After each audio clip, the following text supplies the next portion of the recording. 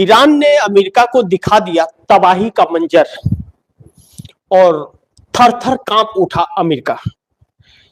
बड़ी महत्वपूर्ण है इसे समझना और जानना देश के एक एक नागरिक को कि उसकी सरकार है कैसी जिसे चुना है।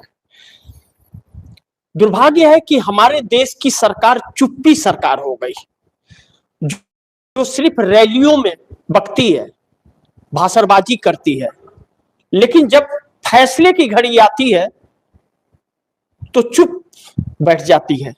इस वक्त हमारे मोदी जी का वही हाल है, चुप्पी मारे हुए हैं, क्योंकि इनके दोस्त और मसीहा ट्रंप और नेतन्याहू घुटने के बल आ गए हैं। बड़ी दुख की बात है कि हमारा देश कोई फैसला नहीं ले पा रहा है कि वह किसके साथ है। किसी की शहादत पर, खामनेई के शहादत पर संवेदना जाहिर नहीं कर पा रहा है और अमेरिका के घुटने के बल आने पर उसके मनोबल को बढ़ा नहीं पा रहा है। जबकि भारत का सम्मान पूरे विश्व में होता था, लेकिन मोदी ने नामो निशान तहस नहस करवा दिया। लेकिन अब इजराइल और ईरान के जंग में, या ईरान और इजराइल कहिए, अब पहले जब शुरू हुआ यह जंग तो इजराइल और ईरान का जंग हुआ, क्योंकि इजराइल ने पहले हमला किया ईरान पर, तो इजराइल और ईरान के हमले की बात हो रही थी। लेकिन अब ईरान भारी पड़ गया है तो ईरान और इजराइल में होगा, लेकिन इजराइल का नाम कम, अमेरिका का नाम ज्यादा आएगा, क्योंकि अमेरिका कमान संभाला है। तो ईरान और अमेरिका, बड़ी महत्वपूर्ण बिंदु यह है कि अमेरिका विश्व का सबसे शक्तिशाली देश है और सबसे शक्तिशाली देश विश्व का अगर घुटने के बल आ जाए तो उसे क्या कहेंगे? कहते हैं ना कि कभी कभी हाथी बहुत बड़ा होता है, ताकतवर भी होता है, वजन भी उसका ज्यादा होता है, और हाथी मर जाए तो 1.25 लाख की कीमत भी उसकी होती है मरने के बाद भी हाथी की, क्योंकि उसके दांत बहुत कीमती होते हैं। लेकिन चींटी ना जो होती है, वह चींटी कभी कभी हाथी को गिरा देती है। अगर उसके सूंड में ढुक जाए, कान में ढुक जाए, तो चींटी हाथी को पलट देगी, उस चींटी की वजह से पलट देगा उससे। आज यही हालात हैं। अमेरिका का हालात वह हो गया, न घर का न घाट का, कहीं का नहीं हो गया, ढोल बज गया है।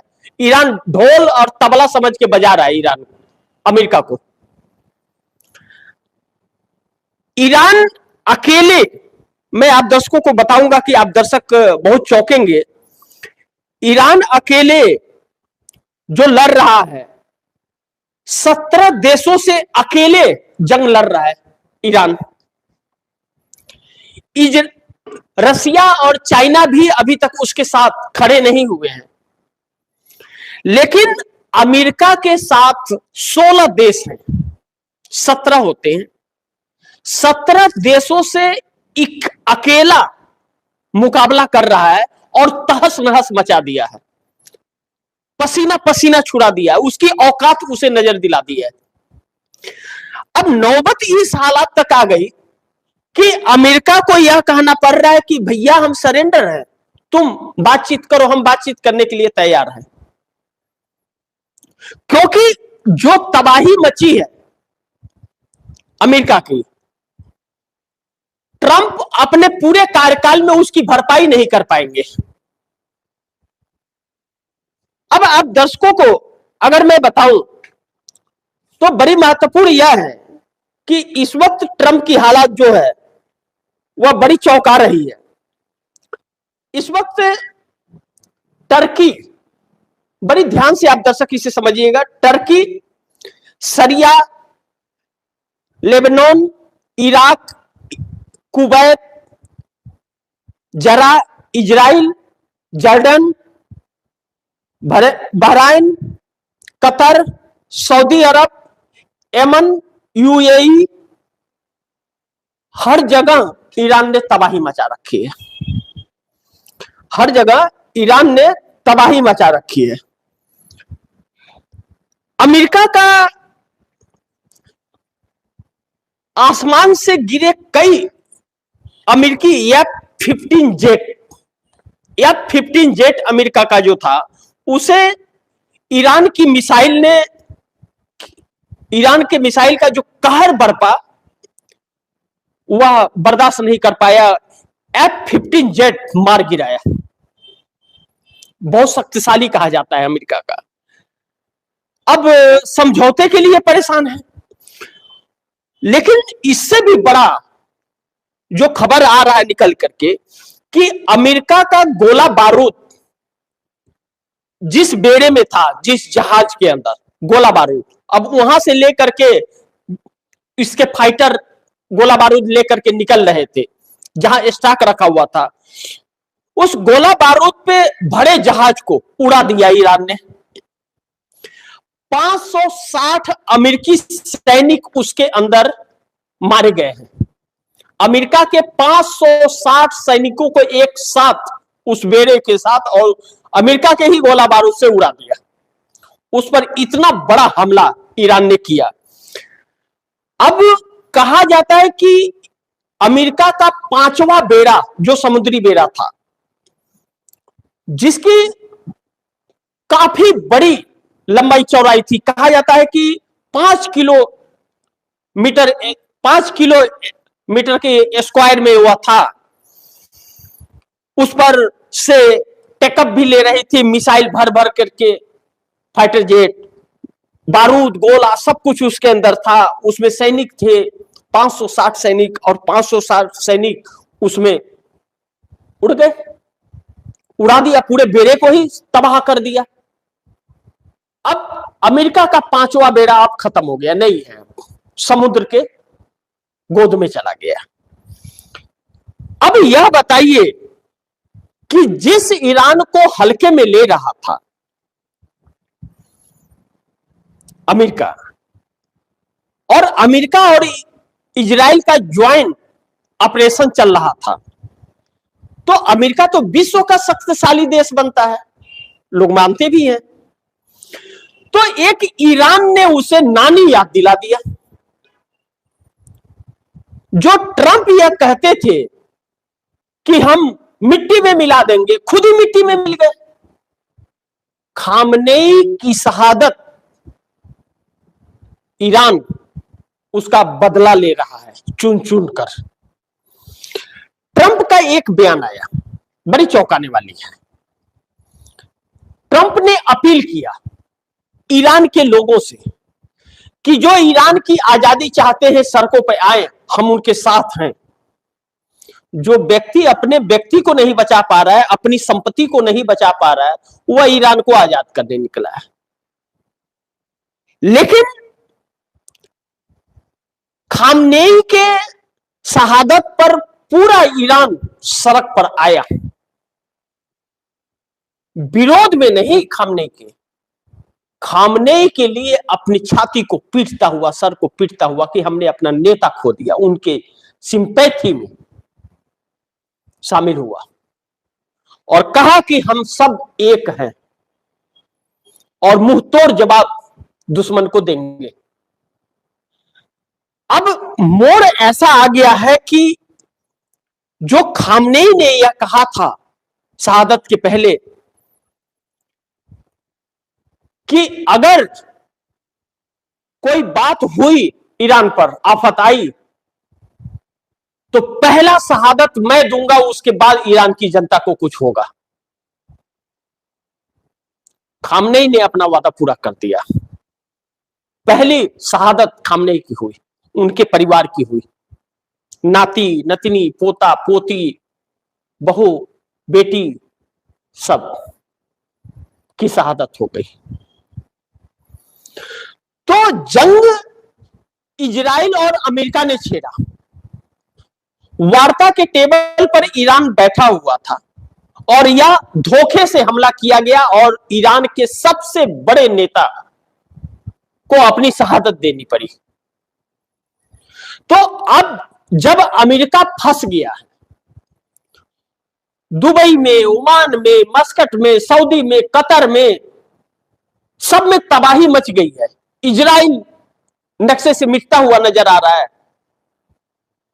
तब अमेरिका का जब काफी नुकसान हो गया और 50-60 हजार सेना उसके शहीद हो गए और क्षति पहुंच गई, 5वां बेड़ा खत्म हो गया, मिसाइलें खत्म होने वाली हैं, तब कह रहा है कि हम बातचीत के लिए तैयार हैं। ईरान कह रहा है कि हमें कोई बातचीत नहीं करनी है, आर या पार। और रात और दिन नहीं देख रहा है ईरान। ईरान ताबड़तोड़ मिसाइलें डाल रहा है, उनको शांति नहीं लेने दे रहा है, शांति से बैठने नहीं दे रहा है। वह अभी एक को बचा नहीं पा रहे कि दूसरा आ जा रहा है मिसाइल वहां, कभी मिसाइल, कभी ड्रोन, कभी कुछ कभी कुछ। ईरान छठी का दूध दिला दिया है और हमारे देश के मेहमानों जो हैं चुपचाप बैठे हुए हैं। शेयर मार्केट क्रैश हो गया, बर्बाद हो गया मार्केट पूरा। अब कुछ खबरें आप दर्शकों को मैं बता दूं कि नेतन्याहू के दफ्तर पर किया हमला, ईरान का इजराइल को लेकर बड़ा दावा। ईरान ने दावा किया है कि नेतन्याहू, इजराइल के जो प्रधानमंत्री उनको, राष्ट्रपति, उनके यहां दफ्तर पर ठोक दिया है। ईरान ने इजराइल के प्रधानमंत्री बेंजामिन नेतन्याहू के दफ्तर पर हमला करने का दावा किया है। ईरान ने यह भी दावा किया है कि एयरफोर्स कमांडर के ऑफिस पर भी हमला किया गया है, यानी कि एयरफोर्स कमांडर और प्रधानमंत्री नेतन्याहू के दफ्तर पर हमला कर दिया। अब आगे ईरान के हमले में इजरायली पीएम बेंजामिन नेतन्याहू के ऑफिस पर हमला, आईआरजीसी का नया दावा।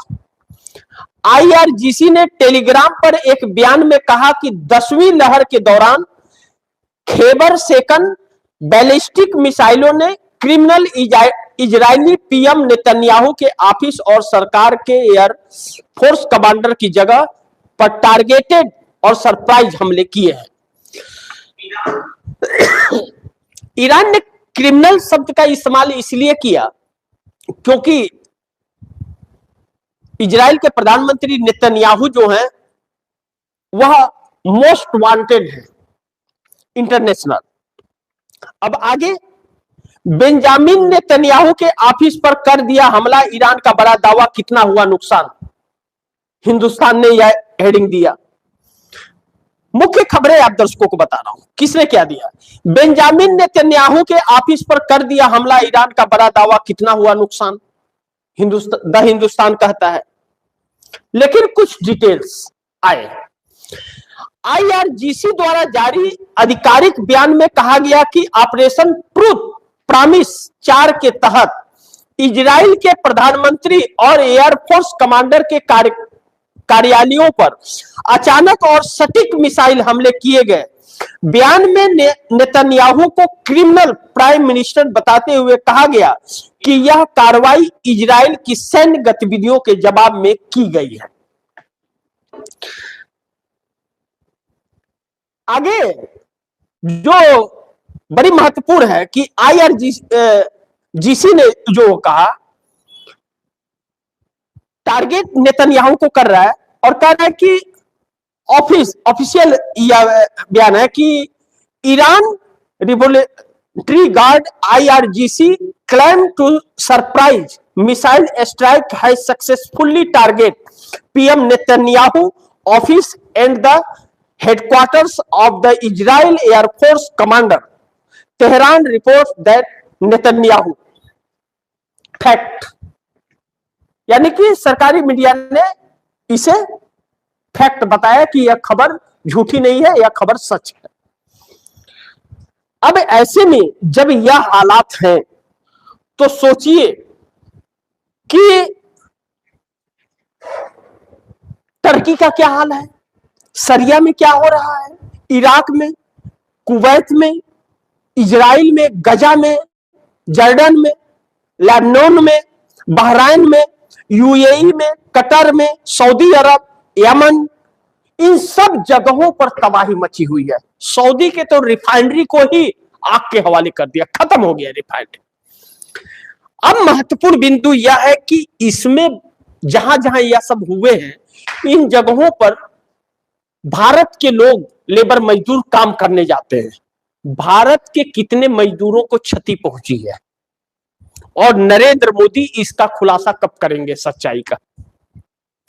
यह एक बहुत बड़ा सवाल बन गया है जिसका जवाब इस देश को चाहिए।